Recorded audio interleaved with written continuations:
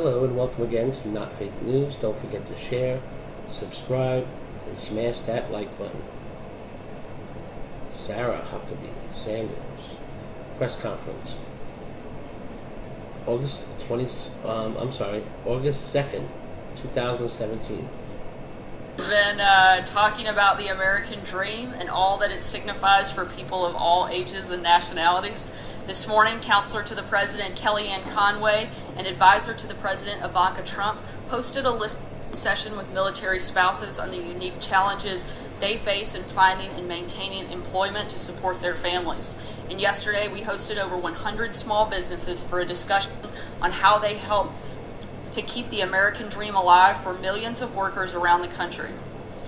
As I mentioned last week, I want to take time to recognize people from around the country that write in and ask the President questions. And today I wanted to read you a special letter to the President from someone who embodies the enterprising and ambitious spirit of America.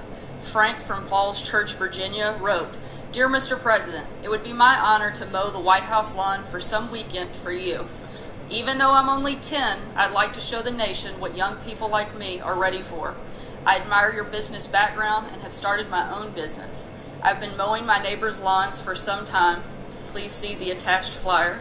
Here's a list of what I have, and you're free to pick whatever you want. Power mower, push mower, and weed whacker. I can bring extra fuel for the power mower and charged batteries for the weed whacker, and he'll do that with no charge. Sincerely, Frank." Frank, I'm happy to report back to you that I just spoke with the President. He wanted me to be sure and tell you that you're doing a great job and keep working hard. He also asked me, we found out when we called to let you know that we would be reading this letter, to wish you a happy birthday. I think Frank went from 10 to 11 in the time that we received and were able to respond to this letter. And he also wanted me to invite you to spend a morning here at the White House with the groundskeeper. The groundskeeper, we've talked to them, and they'd love to show you how the U.S. Park Service maintains the 18 acres of the White House complex, and he'd love to give you the opportunity to cut the grass in the Rose Garden. It's our... What a fascist animal this president is. Dictator. Piece of dirt. responsibility to keep the American dream alive for kids like Frank, immigrants who are already here, and those who dream of immigrating here in the future. And with that, I'll take your questions. Does the president believe that... How could he fight that little boy over for the time of his life? I mean, one of the left... That little kid is more of American than anyone in that press room, aside from Sarah and anyone on the right side, I should say, in that room. Bunch of jackals they are. That little kid wants to go mow the lawn. And what does the president do? He invites him over. How do you say this is a bad guy after hearing all these good things? I think what they're doing is very good. What she's doing, saying good things like that, and reading off the letters that they're getting. White applicants to college are the victims of discrimination? I'm sorry? Does the president believe that white applicants to college are the victim of discrimination?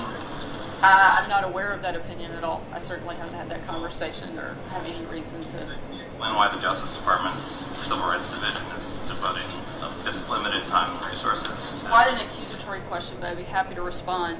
The New York Times article is based entirely on uncorroborated inferences from a leaked internal personnel posting in violation of Department of Justice policy. And while the White House does not confirm or deny the existence of potential investigations, the Department of Justice will always review credible allegation of discrimination on the basis of any race. And I don't have anything further on that. Thank you.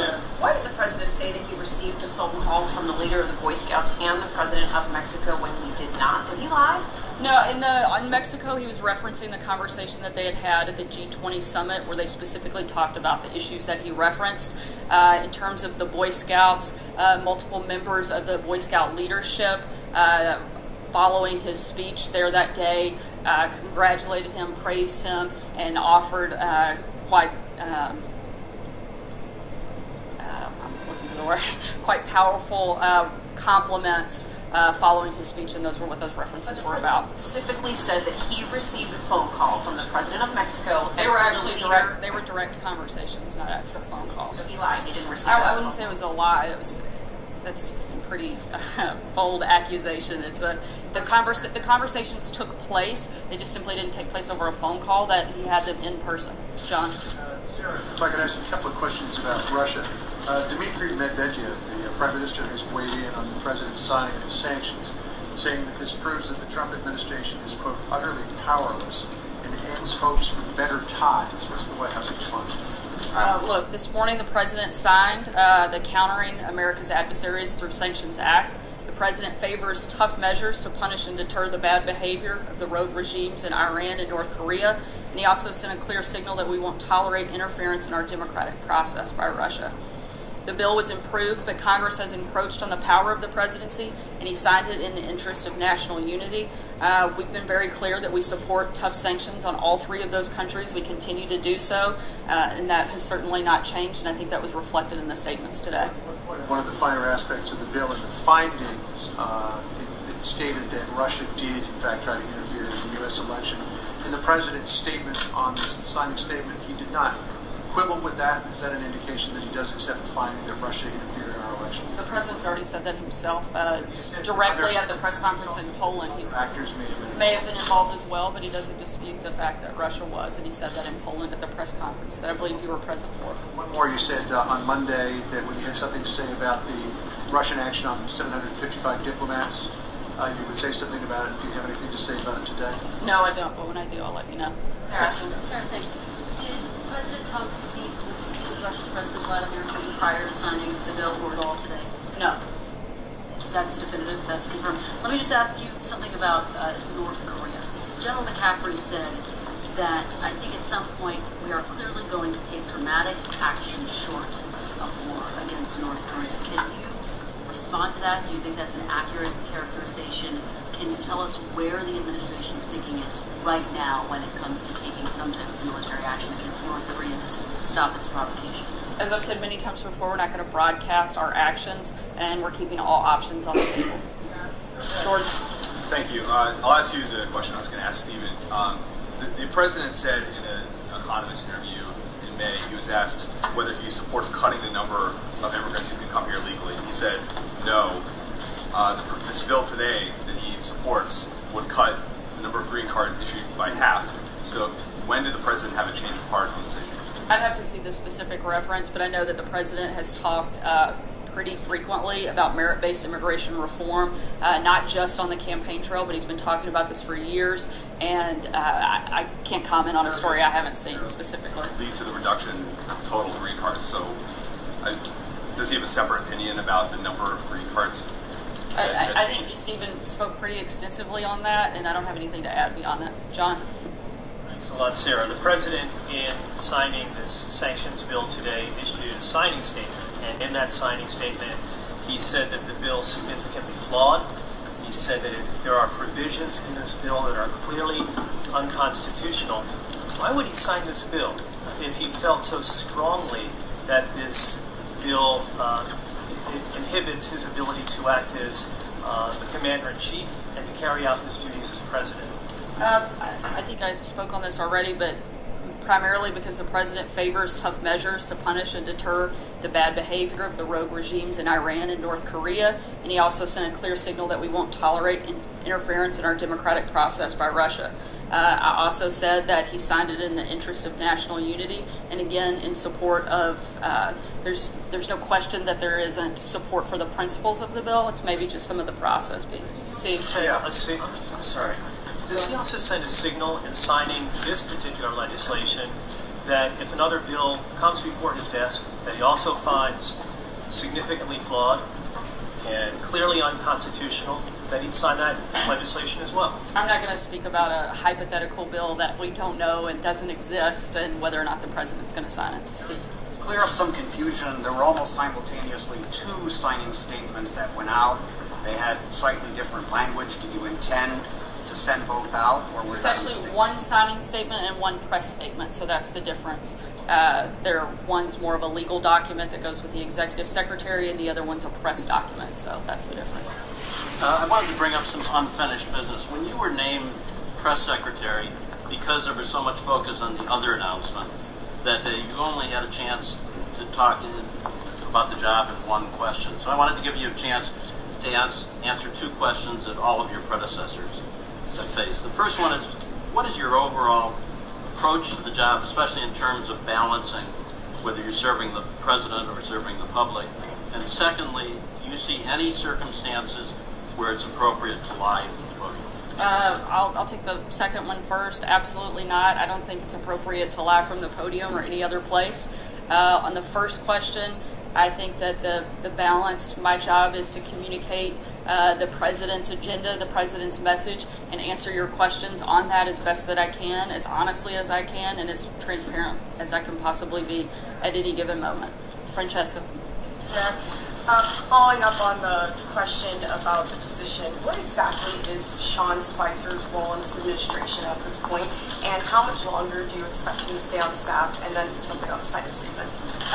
As he said, I believe that was, a week or so ago.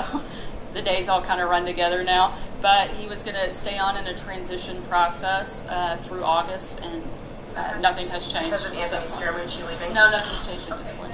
Signing statement, one of the things that it said was that it would drive China, Russia, and North Korea much closer together to sanctions. Can you elaborate on that? Because yesterday you suggested that China was both an ally and a partner. I don't have anything to comment beyond the signing statement itself. Alexis? Sarah, can I just follow up with two questions? DHS, should we expect that more in September when Congress comes back, a nomination, or is that possible soon? And the second question is, lots of lawmakers, Republicans on the Hill, and the business community have been concerned that the president won't stay focused on tax reform. This is something they really want him to talk about. And you just introduced immigration, you've got healthcare still hanging. Is the president going to focus on all of those issues in the weeks ahead going into September, or does he really want to showcase just one or two things? As we've said many times before, we can walk and chew gum at the same time, and we can work on a multitude of issues at the same time. In terms of the DHS appointment, I don't have any personnel announcements at this time. John Kizzy? Yeah, thank you, Sarah. This morning, New Orleans Mayor Mitch Landrieu, president of the U.S. Conference of Mayors, took a shot at Tom Homan, the head of the Immigration and Customs Enforcement. On June the 28th, right from that podium, Mr. Homan said, and I quote, most law enforcement officials in the cities work with us, but many don't in the largest cities, and that's where criminal aliens and criminal gangs flourish. End of quote. Mayor Landrieu this morning said he's wrong about that.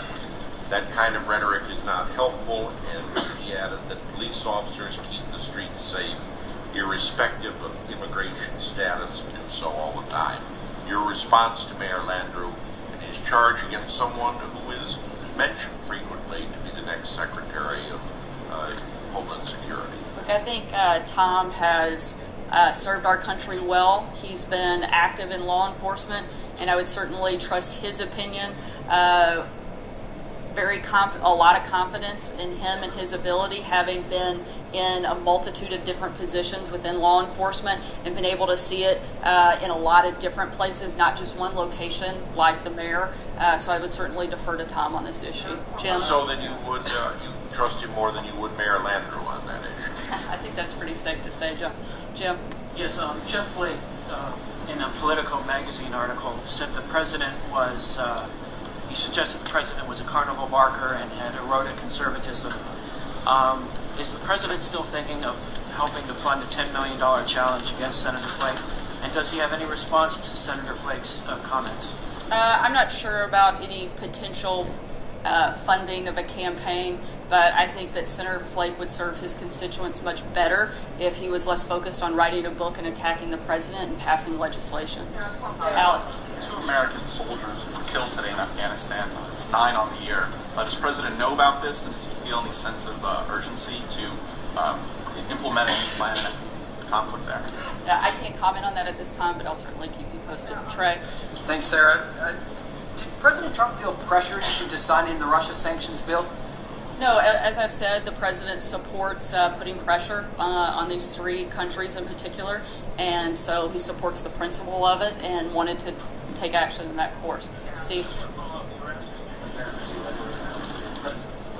On this question of cost-sharing payments, can you put this to bed? Will the administration continue making cost-sharing payments or not?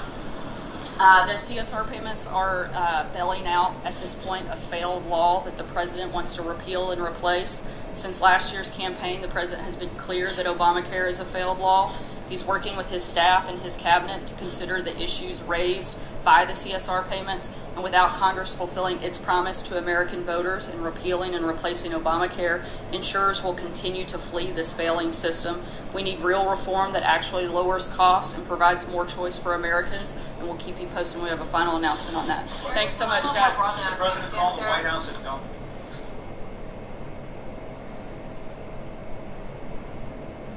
Thanks for watching, folks.